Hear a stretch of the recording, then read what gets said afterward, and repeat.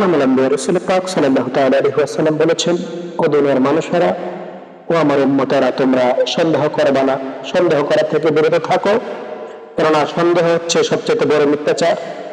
সন্দেহ করা, রাসূল পাক সাল্লাল্লাহু তাআলা আলাইহি ওয়াসাল্লাম বলেছেন, সন্দেহ করা থেকে তোমরা বিরত থাকো এবং একে অপরের দোষ ত্রুটি খোঁজার জন্য গোয়েন্দাগিরি করবা না।